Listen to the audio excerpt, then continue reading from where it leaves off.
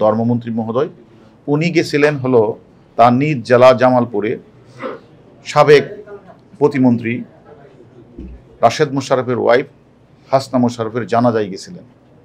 জানাজায় যাওয়ার পরে মন্ত্রী মহোদয় জানাজার করার সময়ই তার পকেট থেকে তার দামি মোবাইলটা নিয়ে যায়।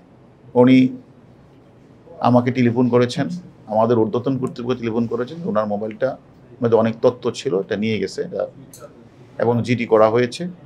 সেই জিডির প্রেক্ষিতে আমাদের যে ডিবি সাইবার স্পেশাল ক্রাইম উত্তর বিভাগের যে তারেকের নেতৃত্বে তার যে টিম আছে, তারা সবাই মিলে কাজ করে এই মোবাইলটি তারা উদ্ধার করেছে মালয়েশিয়া থেকে। এবং আপনারা জানেন যে এই চোর চক্রের সদস্যরা তাদের ৮০টা গ্রুপে বিভক্ত। ৫-৭টা গ্রুপ হলো ঢাকাতে থাকে, তারা কোনো সময় পকেট থেকে 2 আঙ্গুলে চুরি করে নিয়ে যায়, অথবা তারা কোনো সময় ছু মেরে নিয়ে যায়, এটা ঢাকা শহরে।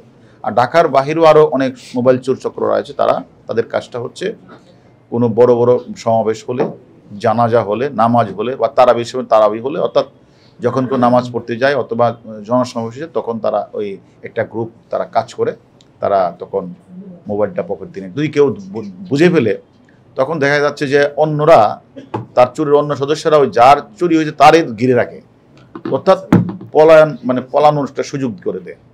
এইভাবে ঢাকা সহ ঢাকার আশপাশে এলাকায় সারা বাংলাদেশে ৮০টি গ্রুপ কাজ করে। তাদের নেতৃত্ব হচ্ছে জাকির হোসেন, ও হলো এই ৮০টা গ্রুপের সর্দার। তারা বিভিন্ন জায়গাগুলো চুরি করে এনে মোবাইলটা তার কাছে দেয়। সে আবার তার একটা গ্রুপ আছে, সেই দামি মোবাইলগুলি সে করে কি এটা কোনো সময় এটা মালয়েশিয়া, দুবাই, ইন্ডিয়া এই জায়গাগুলো তারা পাঠিয়ে দেয়।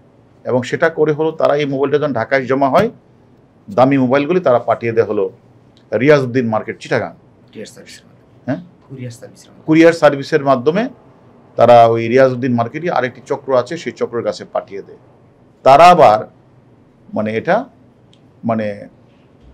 মালয়েশিয়া, ইন্ডিয়া, দুবাই পাঠিয়ে দেয়। এবং এইরকমভাবে তারা এই কাজটা বহুদিন ধরে করে আসছে। যে মোবাইলটাতে মোবাইলটা লক করা থাকে, যদি লকটা যেটা খুলে ফেলে, তারা হয়তো কয়েকবার চেষ্টা করে যদি লকটা খুলে ফেলে অথবা আইএমই নাম্বার যদি থাকে, তাহলে তারা করে কি এটা একটা বেশি দামে বিক্রি করে। আর যেটা লক খুলতে পারে না, এটা একটা কম দামে তারা বিক্রি করে দেয়। এইভাবে আমাদের বিশেষ করে আমাদের ওয়েব বেসড ক্রাইম ইনভেস্টিগেশনের টিমের যে ইনচার্জ এডিসি আশরাফুল্লাহ, ও এরকমভাবে এর আগেও সে প্রায় ২০-৩০ জন চোরকে তারা ধরেছে, প্রায় শতাধিক মোবাইল উদ্ধার করেছে। এবারও তারা প্রায় এই চোর চক্রের সর্দার সহ প্রায় ৮-৯ জনকে তারা গ্রেপ্তার করেছে। গ্রেপ্তার করে তাদের দেওয়া তথ্য মতে আমাদের মাননীয় মন্ত্রী মহোদয়ের মোবাইলটা তার পকেট থেকে চুরি করেছিল মুন্না সেটা রাসেলকে দিয়েছে। রাসেল বুরহানের কাছে ৫০,০০০ টাকা বিক্রি করছে। বুরহান এটাকে হিরোর মাধ্যমে হিরোকে দেয়, হিরো এটা মালয়েশিয়া পাঠিয়ে দেয়। তারপরে আমরা একে একে মুন্না, রাসেল এদেরকে গ্রেপ্তার করার পরে আমাদের প্রেশারাইজ করার পরে মালয়েশিয়া থেকে তারা মোবাইলটা ফেরত দিয়েছেন।